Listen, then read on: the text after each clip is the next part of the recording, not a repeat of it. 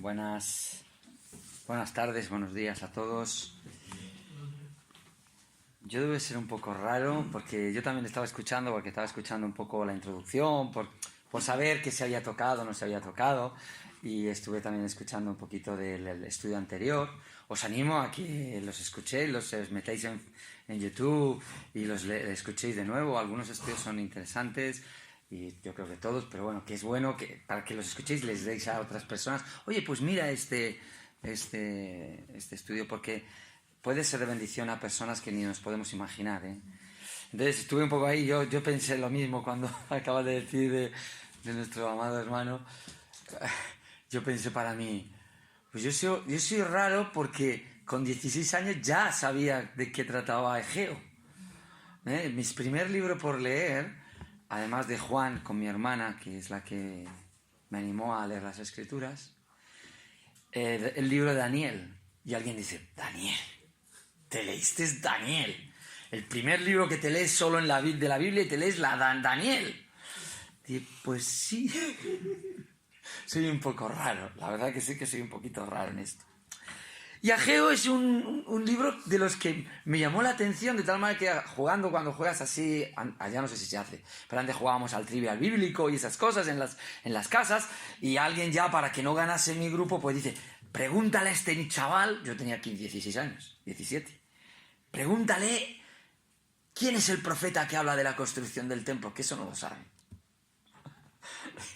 Y si lo sabía, porque lo había leído. Lo que quiero animaros con esto es que leamos toda la Escritura, que es maravillosa. Hay libros, entiendo, que nos pueden parecer un poco cansados o demasiado fuerte, demasiado condumio, ¿no? Pero si los leemos como lo que es, historia para nuestro bien, pues algunas cosas digo, no entiendo ni papa de lo que acaba de decir, pero otras el Espíritu Santo irá diciendo, toma, mira, esto habla de nuestro Señor, esto habla de la redención, esto habla de Jesús, esto habla de Dios, y vamos a ir siendo enriquecidos. Ageo me encanta, es uno de los profetas, junto con Zacarías, que ya me imagino que se seguirá. Ageo es Ageo es el currante y Zacarías es el ideólogo. Aunque resulta que una de las profecías más hermosas acerca y teológicamente más profundas aparece en Ageo, sobre la gloria y quién va a llenar la gloria del templo. Y bueno, eso ya llegaremos. Estamos en Ageo capítulo 1. Ya hemos visto un poco cómo es posible, porque nosotros habíamos dejado, los que vamos leyendo la Biblia así de corrida, ¿no? Pues hemos dejado al pueblo de Israel en el exilio y ahora de repente un profeta se pone a hablar de que hay gente en Jerusalén. Pero si yo pensé que se los habían llevado a todos, ¿no? Primero a los del norte, luego a los judíos. Y ya hemos visto que es que hubo varios regresos. Un primer regreso con este hombre, Zorobabel, aunque realmente yo no estoy muy seguro si era Zorobabel el que dirigía esto, porque a quien le entregan todas las cosas del templo es a otro, ¿no? Que es el que va como gobernador, pero de repente nos encontramos en Ageo que Zorobabel es el gobernador, y siempre se ha dicho que este es el retorno de Zorobabel, ¿no? Siempre lo tenemos como presente porque es de la casa de David, es de la casa de Jesús, así que es un personaje muy importante en la Biblia, Zorobabel. Y hemos visto también que luego regresó Esdras y Nehemías, otros dos regresos, y durante esos 70 años, hasta el final, regresaron todos. Pero estos primeros regresaron a los 48 años, ¿eh? Es decir, el regreso no fue después de 70 años de castigo, el Señor les demanda a todos juntos. No, va porque lo que el Señor quiere es que trabajemos en su obra. Ageo es un libro que nos habla de trabajar en su obra. Yo no sé si visteis qué significa Ageo. Ageo significa fiesta. Fiesta. Pero no es fiesta en el sentido de que nosotros tendríamos como juerga, vamos a decir, ¿no? Sino solemnidad. Fiesta o solemnidad. Es decir, una fiesta pero en solemnidad. Eso es las fiestas de Dios. Las fiestas de Dios no eran fiestas para el disfrute únicamente humano, vamos a decir, ¿no? El descanso, el ir a Jerusalén, sino eran fiestas que nos llevaban a estar buscando a Dios, fiestas que eran para Dios, en las que Dios era el centro de esa fiesta, de ese descanso. El sábado no era para que tú descansases los 6 días que habías trabajado, que también, pero no era para eso. Era para que los dedicaras a buscar a Dios. Para que los dedicaras a conocer un poco más a Dios. Para que los dedicaras a la gloria de Dios. Por eso uno de los temas en Egeo es la gloria de Dios. Esto es importante. La voluntad de Dios.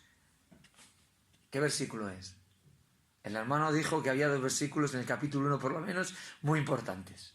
Esto es un examen. El versículo 8, ¿os acordáis? Y el 14. En el 8 nos dice que el propósito de Dios es importante. Que la gloria de Dios es lo que se persigue en todo esto. Y el capítulo 14 dice que tú has de trabajar. Que Él va a estar por su casa, ha dicho anteriormente, yo estoy con vosotros, pero el 14 es importantísimo porque dice, sí, el propósito de Dios, la voluntad de Dios, buscar la gloria de Dios, la fiesta de Dios, pero vosotros tenéis que poneros manos a la obra. Además, esta es una frase de aquellos que volvieron del exilio. Pongamos manos a la obra, en el libro de Nehemías. Así que, ¿qué sucede? Pues que habían llegado en el 38 a Ciro el Grande, les manda una carta para que vuelvan a edificar el templo, ¿no? No es que Ciro se hubiera convertido a Jehová, ¿vale? Pero porque muchos historiadores habían dicho que Ciro no existía. Escuchadme. Hasta el siglo XIX, muchos de los hechos históricos de la Biblia se ponían en duda. La alta crítica es la época del darwinismo, no del darwinismo, que ese es un creyente muy majo que escribió libros, Darwin, pero Darwin, el otro, ese decía que no había Dios, que veníamos del mono.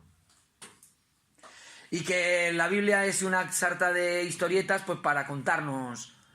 Pero justamente cuando más empezaron a proliferar estas personas que querían tirar la historicidad de la Biblia por los suelos, empiezan los arqueólogos a encontrar cosas. Como un rey persa, terribles los persas. ¿Cómo un rey persa iba a tener una ley de libertad religiosa? Si en España la hemos conseguido después de la dictadura, la libertad religiosa. Y me estás diciendo que un hombre en el siglo VI antes de Cristo ya había dado libertad religiosa. Y esto era un debate, de que este señor nunca había existido. Hasta que en 1879 un arqueólogo encuentra un cilindro que se llama el cilindro de Ciro, donde pone cómo él ordenó que se construyese el templo de Dios. Cómo él dejó ir a los esclavos, entre comillas, de Babilonia, para que edificasen la ciudad y el templo. Y tú dices, el Señor es bueno. En el momento en el que más podía tambalear la fe, demuestras la historicidad de tu palabra. Esto no son cuentos. Así que, hermanos, animaos, porque esto pasó. Es increíble que hace 2500 años un gobernante absolutista, porque los persas eran totalmente absolutos. Ellos hacían lo que les daba la gana. Tuviese en su corazón permitir a cada uno adorar al Dios que quisiera. Dices, hombre, qué moderno era este hombre, ¿no? Pues sí, lo que pasa es que, aunque suena muy raro, por eso muchos han dicho que no era así, pues sí era así. Y aquí tenemos a este pueblo regresado, ¿vale? A este pueblo al que Ageo les ha dicho lo que ya habéis estudiado. Que estáis preocupados de vosotros y no estáis preocupados por las cosas de Dios. De que empezasteis con mucho ánimo, pero que os habéis olvidado de las cosas de Dios. No es que hubieseis hecho sus casas. Hay un detalle en ese versículo que dice artesonadas. ¿Sabéis lo que es un artesón? No es hacer un techo. Que no diga, bueno, eso es un artesonado. Es un techo decorado. Es decir, os habéis parado en mimar vuestras vidas. El lugar donde vais a vivir no solamente es que un lugar, bueno, pues una caseta para poder empezar en la vida y ahora vamos a ponernos a manos a la obra, no. Sino que os habéis deleitado en la perfección de hacer cosas para vosotros. La voluntad de Dios es buscar la gloria de Dios. Eso lo ha dicho el versículo 8. Subid al monte y traed madera y reedificad la casa y pondré en ella mi voluntad y seré glorificado. Esto es lo importante. Vosotros habéis dicho, no es el tiempo. Nunca hay tiempo. La verdad, tenemos tiempo para todo, pero para el Señor no tenemos tiempo muchas veces. Y si algo tiene que quitarse de en medio es el tiempo para el Señor. Es muy triste. Es como aquel que llevaba las 2 vacas o las 2 ovejas a sacrificar. Una era suya y otra era para el sacrificio del Señor, ¿no? Y él no había decidido cuál era. Pero en el camino se le muere una. ¿Y sabéis lo que dijo? Señor, tu vaca. Se ha muerto tu vaca, Señor. Porque la otra es para mí. Esta es la realidad triste del hombre. Es decir, lo que se murió para ti. Si llega al templo y sacrifica a la vaca, ¡oh! ¡Qué gran cristiano! ¡Qué gran judío! Y nadie se entera. Pero cuando el Señor te pone en apuros, te pones a artesonar tu casa, dice, bueno, ya habrá tiempo para lo del Señor. Además están estos árabes del otro lado del Jordán que nos están machacando y nos quieren matar y tenemos que estar mandando cartas otra vez a Babilonia para que nos digan que tenemos permiso y vamos a dejar esto de volver otra vez al ayuntamiento a pedir permiso de obra. Ya, pues lo dejamos un poquito y ya, si eso ya otro momento. Pero esto traía pobreza. Es lo que les dice. Es el castigo que estudiasteis el otro día. La pobreza que se produce. A veces creemos que no. Porque la pobreza no se trata de si tienes más o menos. Porque a lo mejor puedes ser muy bendecido y ser un pobre espiritual. Y puedes ser un miserable económicamente y ser un millonario espiritual. Porque no depende de que si el Señor me bendice materialmente, sino si yo creo que Él sigue siendo digno, si yo creo que Él está obrando, aunque no me está quitando la enfermedad que quiero, Señor. ¿Por qué? Tengo otros propósitos. Yo le pido comida y me da un martillo, claro, para que trabajes. Es decir, la bendición de Dios a veces las medimos con los ojos muy pequeños, ¿no? La bendición de Dios hay que medirla con la visión que Dios nos da en su palabra. Y Ageo ha terminado diciendo, bueno, que no tienen esa, todo esto de la sequía que llamó sobre tal, y dice, y sobre todo trabajo de manos. Esta es la diferencia, yo veo en el capítulo 1 de Isaías, de Ageo. Es decir, la obra de manos es lo que el hombre hace.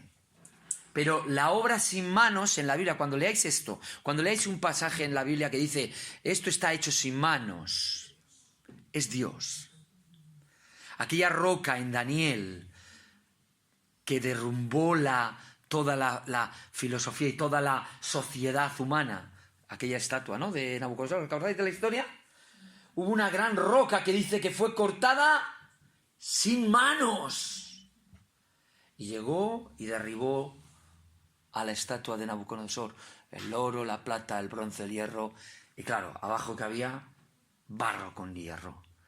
Y aquella gran roca que es Cristo, que no tiene nada que ver con el hombre, que proviene de Dios, es aquella roca que fue cortada sin manos. Todo lo que es sin manos en la Biblia lo ha hecho Dios, es de Dios. Y aquí es toda obra que trabaja de manos. Es decir, todo lo que el hombre pretende sea para prosperar, como dice el texto, no prosperas. Y entonces de repente tenemos que desde el 1 de septiembre, ahí puede variar un poquito, a lo mejor no era el 1 nuestro, de septiembre, pero vamos a hablar como si estuviéramos en plan judío, ¿vale? El 1 de septiembre llega un señor Ageo, solemne, fiesta solemne, y empieza a decir una predicación. Yo creo que fue una predicación continua, no fue un día. Dio la predicación y se fue. Y 24, y de repente Zorobabel y Josué se despertaron. No tiene que ver. Era un hombre que siguió hablando y hablando, y les hablaría durante este tiempo una primera predicación. Una segunda predicación va a venir cuando ellos se ponen manos a la obra, ¿vale? Hasta el 24 del mismo mes. Que coincide que están empezando a entrar, ¿dónde? En la fiesta de las lamentaciones y posteriormente de los tabernáculos de Sukkot, ¿vale? Ya en el mes séptimo. Vale.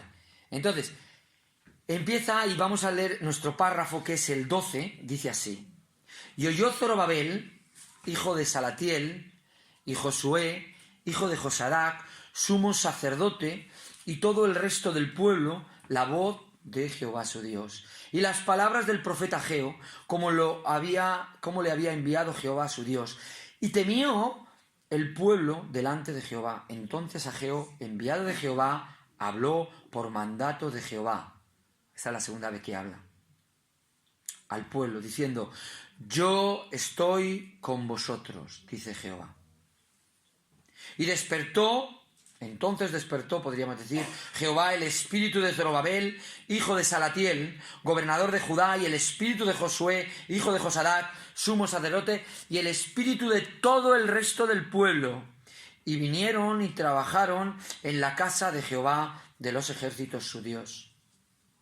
En el día 24 del mes sexto, en el segundo año del rey Darío. Darío el Grande, que permitía que se hiciera esto. Ya ha pasado tiempo, ha pasado todo el reinado de Ciro y el pueblo no había edificado el templo. ¿Vale? ¿Qué es lo que sucede cuando viene la palabra de Dios? Te dice qué es lo que estás haciendo mal. Te dice que las consecuencias no van a ser bendición. ¿Y qué haces tú cuando ves esto en tu vida? Es decir, cuando tú estás andando no correctamente en tu vida cristiana y Dios te está hablando, no lo haces bien, no lo haces bien, no lo haces bien. Y te das cuenta que es que no estás recibiendo la bendición que ves en otros, ese gozo, esa alegría, aparte de lo material, esa alegría, ese gozo que tienen otros. ¿Y cómo? ¿Por qué canta así? ¿Por qué ofrenda así? ¿Por qué adora así? ¿Cómo puede saber de la Escritura? ¿Cómo puede conocer también a Dios? Y yo tantos años y no conozco. Y cuando ves esto y Dios te está hablando, es porque estás mirando para ti solo para ti, solo tus manos, solo lo que tú puedes hacer, solo lo que tú puedes sacar beneficio. Y de repente dice la Escritura, oyó. Dios no va a obligar a nadie a ponerse a edificar el templo, o en este caso nuestras vidas. Dios quiere que tú oigas. Y la segunda cosa que dice el versículo 12 es que temas. Que seas sabio, eso es temor. Había un versículo aquí en Job 28, aunque ponía otra traducción, la Reina Valera dice el temor de Dios. El venerar a Dios ponía el texto. Job 28. Cuando yo oigo de verdad la palabra de Dios, ¿Y qué hago? Y temo. Y instantáneamente Dios va a hablarte. Es decir, cuando oyes la palabra de Dios, como hizo el rey cuando se le presentó el libro a aquel rey de Israel, ¿y qué hizo? Temió. Pero oyó la palabra, quería que le dieran la palabra de Dios. ¿Y qué hizo a continuación? Cambió la dirección del reino. La diferencia de lo que hizo su padre, él quería hacer otra cosa. Y en este caso, Zorobabel, Josué y todo el pueblo, al oír la palabra de Dios, hubo temor, hubo convencimiento de querer ser. ¿Qué es la sabiduría de Dios? El temor. ¿Qué es lo que tenemos que hacer? Si esto es tan terrible, algo estamos haciendo mal. Y que cuando el Señor nos habla, nos produce, ¿qué? ¿Indiferencia o anhelo de cambiar? Anhelo de un cambio en nuestras vidas, de dirección. Zorobabel, no sé si habéis estudiado lo de los significados, porque no llegaba tanto a escuchar en los estudios, pero Zorobabel significa sembrado en Babilonia. Zoro es semilla y Babel significa Babilonia. Y es interesante los nombres en este libro, ¿vale? Y Darío también tiene su intrínculis. Pero Zorobabel es el que es sembrado en Babilonia. A ver, Zorobabel, yo te he sacado de Babilonia, porque tú vienes de Babilonia, tú has sido allí nacido, tú eres de allí. Pero él era hijo de David, ¿eh? Y yo te traigo a esta tierra, no para que sigas viviendo para ti, es lo que les ha dicho hasta ahora, sino para que vivas para hacer mi voluntad, para mi gloria, para que ya aquel que fue sembrado y yo saqué sea diferente. ¿Esto nos suena? Todos nosotros somos cristianos, los que somos cristianos, los que hemos entregado la vida a Cristo, los que hemos creído de verdad que Cristo pagó por nuestros pecados en el Calvario, por consiguiente los que creemos ser pecadores y necesitamos de un Salvador. Y Él nos ha arrancado de este presente siglo malo, de esta oscuridad, tinieblas, de nuestros pecados, para llevarnos ¿dónde? A un reino de su amado Hijo. Él nos quiere llevar a una ciudad donde no hay pecado ni entra el pecado. Y vaya ciudad. Dice que no se va a avergonzar cuando nos la enseñe. Eso dice Hebreos. Cuando Él nos enseñe el dónde nos lleva, a Él no le va a dar vergüenza. Vamos a decir, esto es más de lo que yo pensaba. Y Zorobabel, como un ejemplo, como un símil nuestro, nosotros hemos nacido en pecado, en delitos y pecados. Pero Él nos ha llamado para su gloria. Él nos ha llamado a hacer su voluntad. ¿Qué hago cuando escucho la palabra de Dios? ¿Oírla o no oírla? Porque puedes oírla. Pero si por este lado me entra y por este me sale, pues como decía el dicho, ¿no? Señor cura, señor padre, usted predique que por este oído me entra y por este me sale. No, tenemos que oír con esa intención que oyó Zorobabel.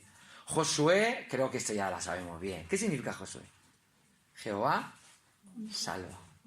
Jehová es el Salvador.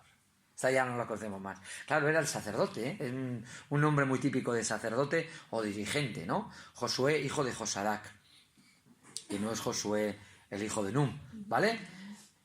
Josué, es decir, Dios os saca a los que habéis sido sembrados, habéis nacido allí, algunos de ellos no habían ni visto nada de Palestina o de en aquel momento Canaán, y os lleva a Canaán, a Judea, a Judá, os llevan a Jerusalén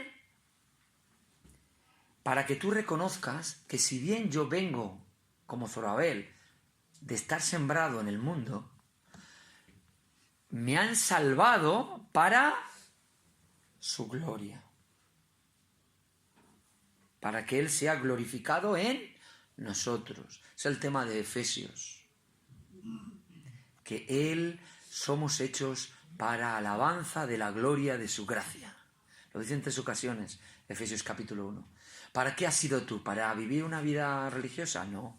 Has sido creado de nuevo, salvado, has sido perdonado de tus pecados en la cruz del Calvario para que des alabanza a la gloria de la gracia que te ha salvado. Y Josué, el nombre Josué nos recuerda de que el sacerdote, que ya no tenemos muchos sumos sacerdotes, tenemos un solo sumo sacerdote que está en los cielos para interceder por nosotros siempre, que es Jesús. Y Él no solamente es el que salva, sino es el Salvador. No, Jesús no es Jehová salva. Jesús es el Salvador. Por consiguiente, es Jehová salvando. ¿Entendemos? Él es el Dios Todopoderoso que salva. Así que importante es que las palabras que vienen tienen que entrar en mi oído y hacerme entender cuál es mi situación y cuál puede ser, porque es la que Dios quiere que sea mi situación. ¿Entendemos? ¿De dónde vengo? ¿Dónde voy? ¿Alguien ha leído el Salmo 121? No dice mi salida, mi entrada y mi salida como algunos pueden... No, es la salida de un sitio para entrar en otro. En la Escritura es siempre así. Él es quien guarda mi salida y mi entrada. ¿Por qué, Señor? O mi entrada a un sitio, Él me guardará. No. Es porque este orden, por el mismo orden que Abraham salió para entrar. Que el pueblo de Israel salió de Egipto para entrar. Lo mismo, hermanos, qué gloria, que dice Romanos, que nos ha salvado para llevarnos a su gloria y para glorificarnos. Nos ha sacado de este presente siglo malo para llevarnos al reino de su amado Hijo Jesucristo. Porque la vida es que ya estamos en este mundo y tenemos que salir del mundo y llegar a otro lugar. Pero esto solo puede surgir si en ti se produce un temor reverente. Un temor, como decía la traducción de Job aquí en la pantalla, que venera, que pone a Dios en su lugar y anhela agradarle. Esto es un temor de Dios. Entonces, Dios habla de nuevo al hombre y le envía palabras por un profeta. Y esta expresión de palabra que vino es a lo largo de todo el libro, de 2 capítulos. Podríamos estarla citando. Todo el capítulo 1, pues el 1, el 2, el 3, el 4, el 5, perdonadme, el 7, el 9, el 12, el 13 otra vez, y luego el 2 empieza otra vez. ¿Os dais cuenta lo importante que es? Que Dios comienza a hablarnos y tú tienes que responderle. ¿Cómo le respondes?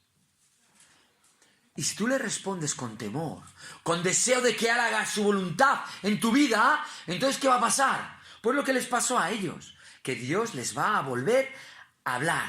Y Ageo, que era enviado, habló otra vez por mandato, diciendo que yo estoy con vosotros. Yo estoy con vosotros, hermanos. No se trata de lo que tú haces con tus manos. Es inútil. Saco roto. Trabajáis para meterlo en un saco roto. Cosecháis para no recibir.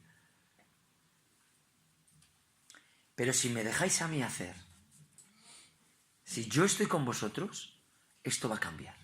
Y lo vamos a ver en el capítulo 2, cómo va a cambiar. ¿Vale? Pero por ahora, quedémonos con esa idea. Esto va a cambiar porque yo estoy... Cuando interviene Dios, todo cambia. Esto es una maravilla. Si Dios interviene en tu vida cambia. Si no, no ha intervenido Dios en tu vida. Si tú dejas que Dios intervenga en tu vida, si le oyes y le temes, Él va a intervenir en tu vida. Él no se va a negar a sí mismo. Él dice que con el quebrantado de espíritu es con el que es el alto y el sublime. el que habita la eternidad, cuyo nombre es admirable. Este va a obrar en tu vida. Va a estar con nosotros. ¿Lo crees? Esto es lo que va a hacer que tu vida vaya cambiando y haciéndose y moldeándose, como dice Romanos a partir del capítulo 12 o Efesios a partir del capítulo 3, cómo vaya a moldearse tu vida para llegar a una estatura, a una medida a que se parezca a quien es tu Salvador. Porque es la intención de Dios, transformar tu vida, no tu mente, no llenarte de religión, llenarte de Él para que seas un poco cada día más parecido a Él. Y no es tanto el esfuerzo de las manos, sino dejar y confiar que Él haga. Ah, entonces no tengo que hacer nada. No, sigue diciendo que Zorobabel y Josué vinieron y se pusieron a trabajar. Porque aquí estamos hablando de ponerse a reanudar, ¿eh? No estamos hablando de comenzar el templo. El templo ya había sido comenzado. Era una casucha que habían hecho más o menos mala, habían puesto los cimientos y poco más. Y ellos se plantean, dice, bueno, pues si nos ha salido todo mal porque estamos preocupados en nosotros, vamos a preocuparnos de las cosas de Dios y a lo mejor nos va mejor las cosas. Y ellos se pusieron manos a la obra. Despertó Dios el espíritu. ¿Os dais cuenta que si tú oyes a Dios y le temes, Dios te va a guiar a lo que has de hacer? Dios no va a darte el plano de un paso más si no estás dispuesto a dar el primero. Tú das un paso y la obediencia a Dios hace que Dios te dé otra misión. Y otra. ¿Cómo podré enseñar yo a mi hijo a fregar unos platos si todavía no sabe ni cómo se ordena una cama? Si no sabe, ¿cómo le voy a poner a hacerse una cama? Porque algunos chicos pensamos que sabemos hacer muy bien la cama, ¿sabes? ¿Cómo le voy a poner a hacer la cama si no le he enseñado dónde se lleva la ropa sucia? Esta se mete aquí. Ya no tiene que hacer más, no le pido fregarla, ni lavarla, ni plancharla, ni ordenarla. Pero una vez cuando ya lo está haciendo, el niño empieza a crecer, va sabiendo hacer eso, ¿qué le dices? Ahora, ¿cómo se ordena la ropa? No le pones a fregar, a lavarla en la lavadora, no le metes en la lavadora todavía, no. Pero cuando sale de la lavadora, su papá y su mamá se lo dejan ahí en un parreño, pues ahora que la doble. Alguna vez la doblará como que la madre dirá, me toca trabajar otra vez. Y el padre dirá, me va a tocar a mí también. Porque son responsables de los dos, lo sabéis, ¿no? Pero cuando ha aprendido bien a hacer esto, entonces ya le metes otras cosas. Y la cama, pero cuando no da un paso y está dispuesto a hacer, ¿cómo le vas a pedir más? Si no está dispuesta a coger la basura y bajarla al contenedor, ¿cómo le puedes pedir al niño que se ponga a fregar, a lavar el suelo o a barrer el suelo?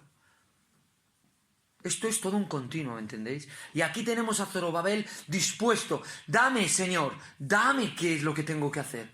¿Y por dónde comienzo, Señor? ¿Qué es lo que quiero hacer? Esto se ponía muy de moda cuando yo era jovencito en la fe. ¿Cuál es mi don y dónde quiere el Señor que yo trabaje? Y estamos durante toda la vida pensando, ¿dónde, Señor, quieres que...? Trabaja en lo que tienes delante. Ah, pero abrir la puerta, recibir... Esto... Sí, el Señor ya te mostrará qué más tienes que hacer. ¿Sabes tocar un instrumento? Toca un instrumento para el Señor. Ah, para dirigir el coro. No, hombre, no. Para ponerte a un lado y que el que dirija el coro te dirija a ti. Y luego ya veremos lo que hay. Es ¿dónde puedo ser útil? Y si es arreglando un grifo, pues arreglando un grifo. Y si es llevando algo de alimentos a alguien que tú sabes que lo necesita, pues hazlo. Y donde el Señor te dé visión, que te entre temor, y puedes decir, lo voy a hacer.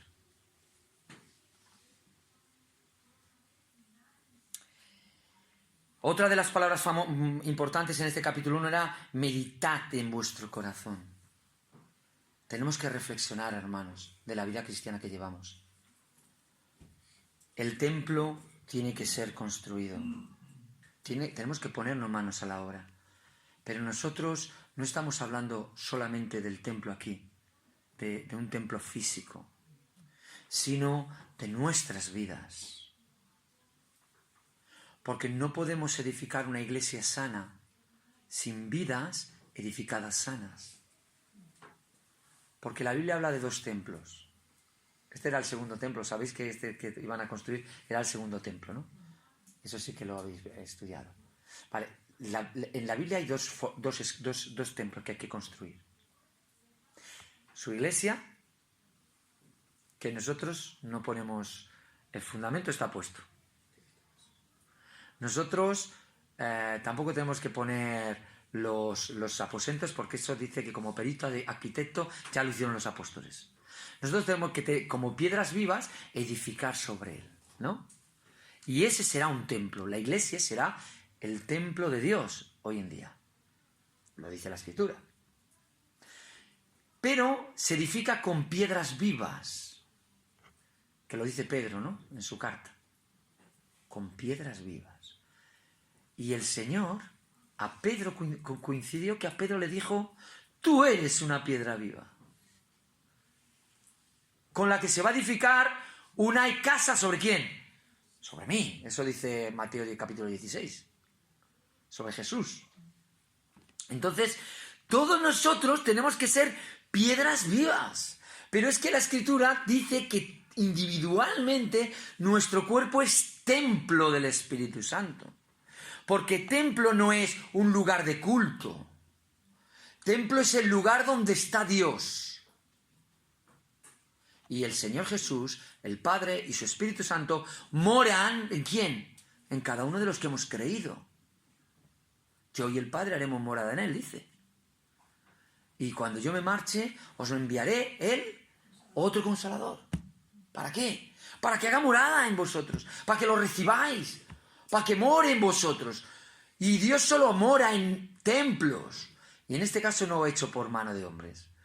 Este templo no está hecho por mano de hombres, porque nosotros no nos hemos hecho a nosotros mismos. Además lo hemos cantado. No estamos hechos a nosotros mismos. Él es el que quiere edificar las vidas y tenemos que ponernos manos a la obra. Tenemos que gastar tiempo estudiando la palabra. Tenemos que gastar tiempo en servir a otros hermanos. Tenemos que gastar tiempo en animar a otros hermanos. Tenemos que trabajar, ponernos al tajo, venir y trabajar con nuestras vidas primero. Y luego como iglesia, donde se nos necesite. No, es que yo quiero tocar la guitarra. Pero, bueno, pues a lo mejor el Señor en este momento no te quiere ahí. Te quiere eso, dando un folletito a las personas que van llegando para que tengan algo del Señor. Es que pensamos que hay, o yo quiero subir aquí a predicar la palabra. Pues yo no sé si es algo que los que predicamos hemos pedido mucho. ¿Sabéis? Porque aunque sí que es un privilegio hablar las cosas de Dios, es una responsabilidad terrible. Porque no estamos hablando nuestras palabras. Estamos diciendo que lo que yo digo viene de parte del cielo. Amén. Y muchas veces puede ser que no venga de parte del cielo. Por eso vuestra responsabilidad es ir a casa y estudiar en la Biblia, lo que se dice aquí. No tragar la píldora como el pavo, ¿no? Que traga, engorda para la matanza. No, meditar bien. Así que la casa somos nosotros y tenemos que edificar. ¿Sabéis por qué es una responsabilidad ageo? Si vamos a Esdras, y no por amor al tiempo no vamos a ir, pero si fuéramos al libro de Esdras, en Esdras dice que Zacarías y Ageo, como diríamos los currantes, curraron en la obra. No eran solo profetas. El profeta, yo digo mi palabra, me siento y ahora que los hermanos hagan lo que tienen que hacer. No es verdad. El que quiere ser el mayor, sirva. Y Ageo y Zacarías dice en Esdras que ellos se pusieron a trabajar con Zorobabel y Josué. La obra que Dios quiere que levantemos y que hagamos es una obra de todos. Somos un cuerpo o un edificio, como dice la Biblia también. Y ese cuerpo y ese edificio tiene que ser levantado con el plano correcto. El arquitecto no somos nosotros, el arquitecto es Dios. Y tenemos que hacerlo.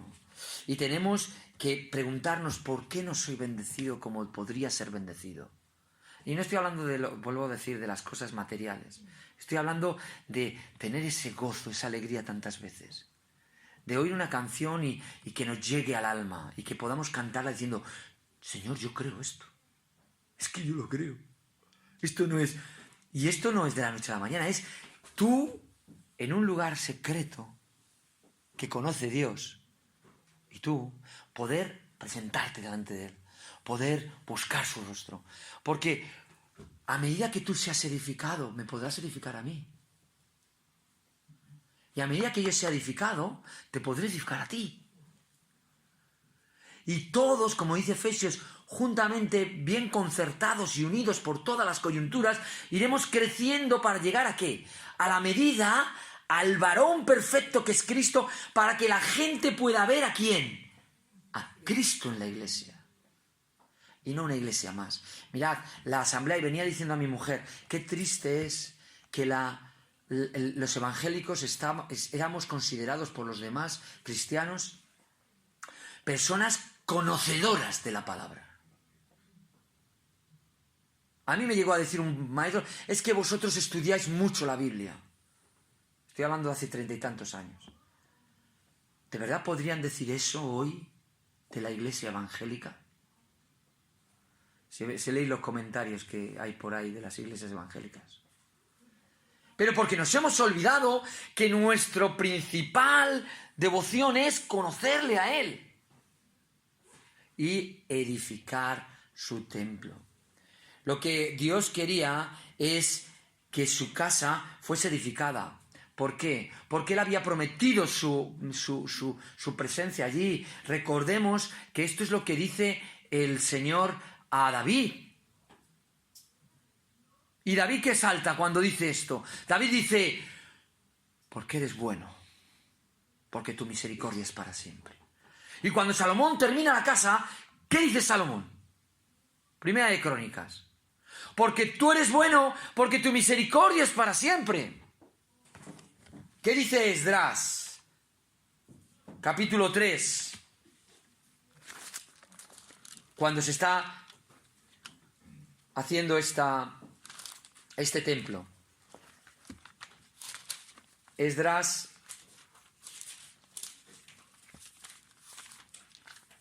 capítulo 3, versículo 11.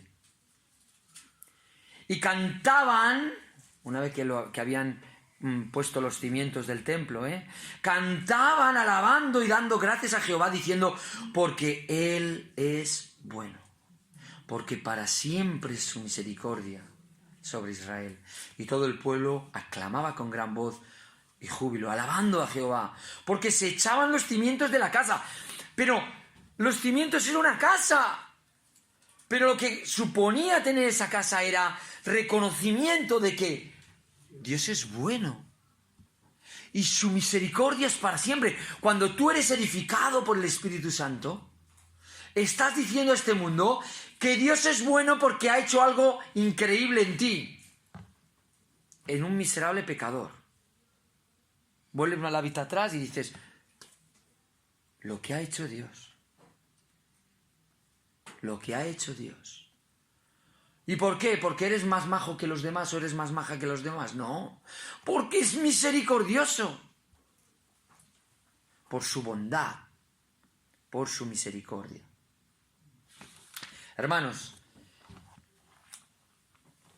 tenemos que considerar en Efesios 2, 10, que esto es lo que tenemos que hacer nosotros. Lo mismo que hizo Zorobabel y Josué, hijo de Josadac, en Efesios 2, 10.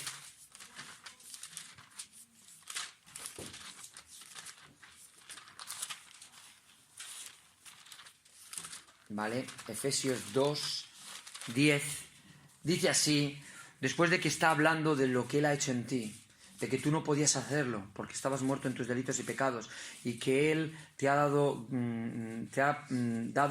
vida por gracia, como dice en el capítulo 1, porque tú oíste y creíste, y Él te selló con el Espíritu Santo, ¿vale? Y vuelve a decir en el 2.10, porque somos hechura suya, creados, es decir, obra suya, creados en Cristo Jesús para buenas obras, las cuales Dios preparó de antemano para que anduviésemos en ella. Este mundo tiene que ver nuestras buenas obras. ¿Para qué? Alaben a nuestro Dios, dice la Escritura. Pablo llegó a decir, ellos blasfeman a Cristo, ¿por qué? Por cómo os comportáis. Esto dijo Pablo. Pero la intención de Dios es que andemos en esas obras, que veamos lo que Dios quiere hacer con nosotros, que nos pongamos manos a la obra en trabajar en nuestras vidas. ¿Para qué?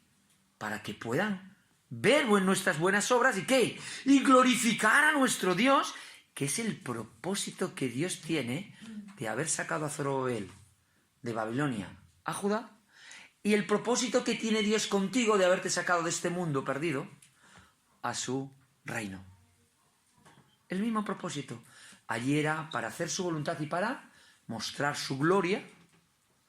Y aquí es para que seáis hechos para la alabanza de la gloria de su gracia. Primera de Corintios dice, animaos, fortaleceos en la obra del Señor siempre, siempre. Tomad ánimo, porque es un trabajo, no es fácil.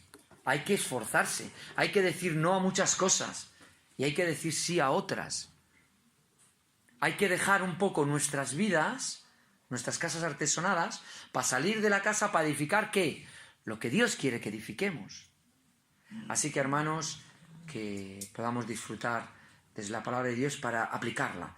¿Dónde quiere esta semana el Señor que yo manifieste el trabajo que quiere?